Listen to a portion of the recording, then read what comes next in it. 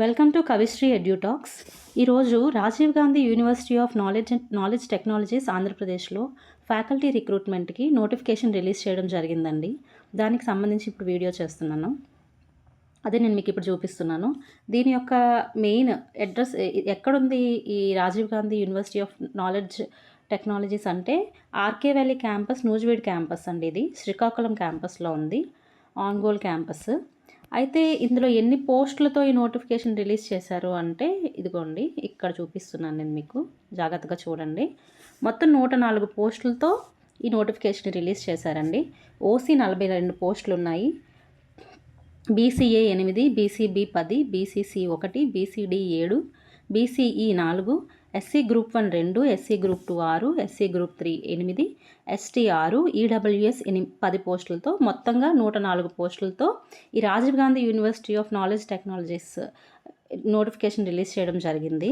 అయితే దీనికి online applications ఎప్పటి నుంచి స్టార్ట్ అవుతున్నాయి అంటే, మనం ఎప్పటి నుంచి అప్లై చేసుకోవచ్చు అంటే 18 మే 2026 నుంచి మనం ఆన్లైన్లో అప్లికేషన్ స్టార్ట్ చేసుకోవచ్చు.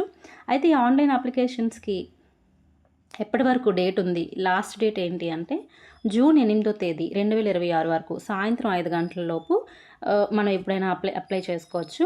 మే 18 నుంచి జూన్ 8 లోపు మనం ఆన్లైన్ అప్లికేషన్ సబ్మిట్ చేసుకోవచ్చు.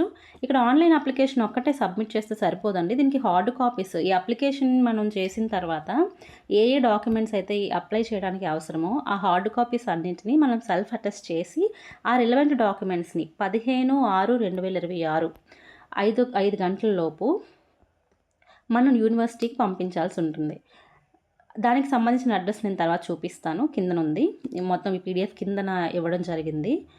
నెక్స్ట్ ఇలా కిందకి వెళ్తే దీనికి సంబంధించి 104 పోస్టులతో వేకెన్సీ అని చెప్పాను కదండి. ఎక్కడెక్కడ ఏ సబ్జెక్టుల్లో ఈ ఫ్యాకల్టీ రిక్రూట్మెంట్ ఉంది అంటే ఇక్కడ ఈ లిస్ట్ చూడండి, స్క్రీన్ షాట్ తీసి పెట్టుకోండి. అవసరమైతే ఎవరైతే అప్లై చేయాలనుకుంటున్నారో, మీ కేటగిరీలో ఉందో లేదో మీకు అర్థం కావాలి అనుకుంటే ఈ వీడియోని అలా ఈ స్క్రీన్ షాట్ అలా తీసి పెట్టుకోండి. బయాలజీలో మొత్తం 4 పోస్టులు ఉన్నాయి, కెమిస్ట్రీలో 16 పోస్టులు ఉన్నాయి, డాన్స్లో 2 పోస్టులు ఉన్నాయి, ఇంగ్లీష్లో 16 ఉన్నాయి, ఫైన్ ఆర్ట్స్లో 2 పోస్టులు ఉన్నాయి, ఐటీలో 12 పోస్టులు ఉన్నాయి, లైబ్రరీలో 1 పోస్ట్ ఉంది, మ్యాథమెటిక్స్లో 22 ఉన్నాయి, మ్యూజిక్లో 1 పోస్ట్ ఉంది, ఫిజికల్ ఎడ్యుకేషన్లో 2 పోస్టులు ఉన్నాయి, ఫిజిక్స్లో 16 ఉన్నాయి, తెలుగులో 8 పోస్టులు ఉన్నాయి, యోగాలో 2 ఉన్నాయి. మొత్తంగా 104 వేకెన్సీస్తో ఈ రిక్రూట్మెంట్ జరుగుతుందండి. నెక్స్ట్ ఇంకా ఇంపార్టెంట్ పాయింట్స్ ఏంటంటే, సేమ్ ఎక్స్ సర్వీస్ మ్యాన్కి, పర్సన్స్ విత్ బెంచ్ మార్క్ డిజేబిలిటీస్కి, స్పోర్ట్స్ పర్సన్స్కి అందరికీ కూడా వెయిటేజ్ ఉంది. ఉమెన్ హారిజాంటల్ రిజర్వేషన్ ఇక్కడ వర్తించడం జరుగుతుందండి. నెక్స్ట్ ఇక్కడ మరి క్వాలిఫికేషన్ ఏంటి అంటే, అన్ని సబ్జెక్ట్స్కి ఒకటే క్వాలిఫికేషన్ అండి. ఇక్కడ మనం సబ్జెక్ట్ పరంగా ఆ పర్టికులర్ సబ్జెక్ట్లో మనం అన్వయించుకుంటే సరిపోతుంది. Must possess a 2nd class post graduate degree, MSc are BSc or any other equivalent postgraduate degree in biosciences from any university in India established or incorporated by under a central act, state act or provisional act or an institution recognized by the University Grants Commission or an equivalent qualification with a minimum of 50% marks in postgraduate degree examination. ఇక్కడ ప్రతి సబ్జెక్ట్కి ఇక్కడ botany, biology చూసాము, ఇక్కడ chemistry చూస్తున్నాం, dance చూస్తున్నాం, ఏదైనా కానీ గుర్తుపెట్టుకోండి 50% marks in post graduation degree అండి. అది గుర్తుపెట్టుకోండి. మనం పీజీ చేసి ఉండాలి, ఆ పీజీలో 50% మార్క్స్ వచ్చి ఉండాలి. మనం యూనివర్సిటీ ప్రొఫెసర్స్కి, అసిస్టెంట్స్కి పెట్టినప్పుడు SC, slate, set, net, PhD ఇవి అడిగారు కదండి. ఈ ఫ్యాకల్టీ రిక్రూట్మెంట్కి అవి అవసరం లేదు. ఒక్క పోస్ట్ గ్రాడ్యుయేషన్ని 50% మార్క్స్తో కనుక మనం క్వాలిఫై అయ్యామంటే, ఆ డిగ్రీ మన చేతిలో ఉంటే మనం ఈ అప్లికేషన్ని మనం పెట్టుకోవచ్చు. అది దీని అర్థం. సో నేను మీకు ఇవన్నీ చూపిస్తున్నాను.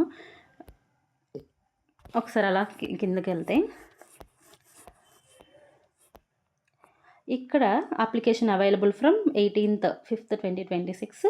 అప్లికేషన్ లాస్ట్ డేట్ 8th వరకు ఉంది అని చెప్పారు. మెయిన్ అఫీషియల్ వెబ్సైట్ ఏంటంటే, మీకు ఏదైనా సిలబస్ కావాలనుకున్నా, ఏదైనా ఇన్ఫర్మేషన్ తెలియాలి అనుకున్నా www.rgukt.in వెబ్సైట్లోకి వెళ్ళండి. మీ సిలబస్ని మీరు డౌన్లోడ్ చేసుకోవడానికి అవుతుంది. నెక్స్ట్ మీరు అప్లై చేసినప్పుడు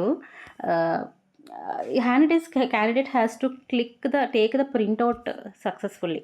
మనం అప్లై చేసిన తర్వాత ఆ ప్రింట్అవుట్ని తీసుకొని ఆన్లైన్ సబ్మిట్ చేసేసిన తర్వాత సెల్ఫ్ అటెస్టెడ్ హార్డ్ కాపీస్ని తీసుకొని మన సర్టిఫికేట్స్ని, ఇంకా వాళ్ళు ఏమైతే అదర్ సర్టిఫికేట్స్, స్పోర్ట్స్ అయితే స్పోర్ట్స్, ఎక్స్ సర్వీస్ మ్యాన్ అయితే ఎక్స్ సర్వీస్ మ్యాన్, వాళ్ళ సపోర్టింగ్ డాక్యుమెంట్స్, ఇంకా ఏదైతే ఉందో కావాల్సిన డాక్యుమెంట్స్, ఎసెన్షియల్ డాక్యుమెంట్స్ అన్నింటినీ కూడా పోస్ట్లో కానీ, రిజిస్టర్డ్ పోస్ట్లో కానీ, కొరియర్లో కానీ, స్పీడ్ పోస్ట్లో కానీ వాళ్ళు చెప్పిన అడ్రస్కి పంపించాలండి. అంటే ఖచ్చితంగా పంపించాలి. ఆన్లైన్‌లో అప్లై చేసేసాం కదా, మనం పంపించము అంటే అప్లికేషన్ రిజెక్ట్ అయిపోతుంది. దాన్ని పరిగణలోనికి తీసుకోరు. మీరు ఎగ్జామ్‌లో కూర్చోవడానికి అనుమతించరు. So, the supporting documents shall be arranged sequentially in accordance with the serial numbers of the required information in the application form submitted online. ఆన్లైన్‌లో వాళ్ళు ఏ హార్డ్ కాపీస్ అడుగుతున్నారో, ఏవైతే మనం అప్లికేషన్లో సీరియల్ నెంబర్ పరంగా వాళ్ళు ఏదైతే రిక్వైర్డ్ ఇన్ఫర్మేషన్ అడుగుతున్నారో దాన్ని మనం ఆర్డర్లో పెట్టి సెల్ఫ్ అటాచ్మెంట్ చేసి అప్లికేషన్ని చేసిన తర్వాత దాన్ని ప్రింట్అవుట్ తీసి దానికి అటాచ్ చేసి దాన్ని మనం స్పీడ్ పోస్ట్ కానీ, రిజిస్టర్డ్ పోస్ట్ కానీ, కొరియర్ కానీ చేయాలండి. ఇప్పుడు నెక్స్ట్ దీనికి పేమెంట్ ఎంత అంటే, అన్రిజర్వ్డ్కి, బీసీకి, ఈడబ్ల్యూఎస్కి 2,500 రూపాయల ఫీజ్ పేమెంట్ చేయాలి. అదే ఎస్సీకి, ఎస్టీకి, పీబీడీస్కి 2,000 రూపాయల ఫీజ్ పేమెంట్ చేయాలి. ఓవర్సీస్ సిటిజన్స్ కూడా అప్లై చేసుకోవచ్చు. వాళ్ళు 4,200 పేమెంట్ చేయాలి. 2023 నోటిఫికేషన్లో ఎవరైతే అప్లై చేశారో ఈ నోటిఫికేషన్ కింద, వాళ్ళకి డైరెక్ట్గా క్యారీ ఫార్వర్డ్ అవ్వదండి. మళ్ళీ ఫ్రెష్గా అప్లై చేసుకోవాలి, ఫ్రెష్గా పేమెంట్ చేసుకోవాలి. ఫ్రెష్గా చూడండి, ఇక్కడ అడ్జస్ట్మెంట్ అండ్ రిఫండ్ పాయింట్లను జాగ్రత్తగా గమనించండి, మీకు అర్థమవుతుంది. Application submitted by the candidates under the 2023 notification shall not be automatically carried forward to this fresh notification. అప్పుడు అప్లై చేశాం కదా, ఇప్పుడు క్యారీ ఫార్వర్డ్ అవుతుందా ఫ్రెష్ నోటిఫికేషన్కి మనం అప్లై చేయకుండా అంటే? అలా అవ్వదు, మళ్ళీ మీరు కొత్తగా అప్లై చేయాల్సి ఉంటుంది. Candidates who had applied under the 2023 notifications and who wish to be considered for any post under this fresh notification are required to submit fresh applications through the common recruitment portal in the manner prescribed in this instruction. అదేనండి. మళ్ళీ so పాతగా 2023 notification పరంగా మీరు apply చేసినప్పటికీ ఇప్పుడు 2026 నోటిఫికేషన్కి మీరు కొత్తగా అప్లై చేసుకోవాలి. అప్పుడు మీరు పేమెంట్ చేశారు కదండి, పేమెంట్ చేసి ఉంటే ఇప్పుడు మీరు కొత్తగా పేమెంట్ చేయాల్సిన అవసరం లేదు. ఆ అమౌంట్ని అడ్జస్ట్ చేస్తారంట. లేదు అప్పుడు పేమెంట్ చేయకపోతే ఇప్పుడు కొత్తగా పేమెంట్ చేయాల్సి ఉంటుంది. లేదు అప్పుడు మీరు అప్లై చేశారు, పేమెంట్ చేశారు, ఇప్పుడు మీరు ఎక్కువ పేమెంట్ చేసి ఇప్పుడు తక్కువ పేమెంట్ అవసరం అవుతుంది అని అనుకుంటే మాత్రం వాళ్ళు మీరు ఏ పోర్టల్ నుంచి అయితే మీరు పేమెంట్ చేశారో అందులో నుంచి అమౌంట్ వేస్తాను అని చెప్పి ఈ 3 పాయింట్స్లో మెన్షన్ చేయబడి ఉంది. అయితే ఏజ్ క్రైటీరియా ఇక్కడ ఉంది చూడండి.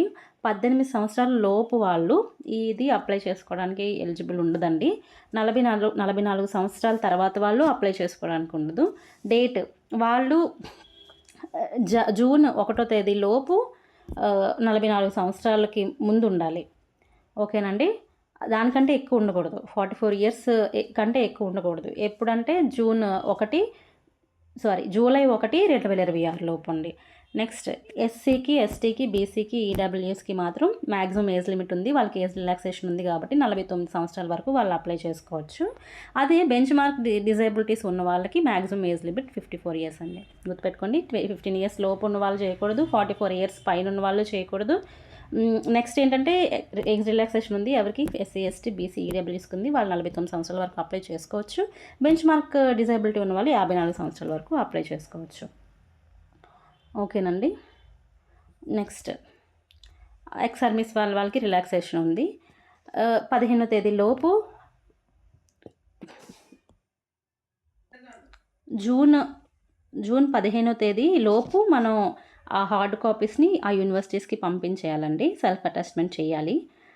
ఇన్కంప్లీట్మెంట్ ఫామ్స్ ఇచ్చి వాళ్ళు అడిగిన డాక్యుమెంట్స్ని మనం అందులో పెట్టకపోతే మాత్రం ఆ అప్లికేషన్ని పరిగణలోకి తీసుకోరు, విల్ నాట్ బి కన్సిడర్డ్. అయితే దీన్ని ఎవరికి పంపించాలి అంటే ఆ ఎన్వలప్ మీద ఏమని రాయాలంటే పోస్ట్ అప్లైడ్ ఫర్ లెక్చరర్ అని రాసి డిపార్ట్మెంట్ నేమ్, అంటే మ్యాథ్స్ అయితే మ్యాథ్స్, బయాలజీ అయితే బయాలజీ, ఫిజిక్స్ అయితే ఫిజిక్స్ అని ఆయన వల్ల పైన టాప్లో రాయాలి.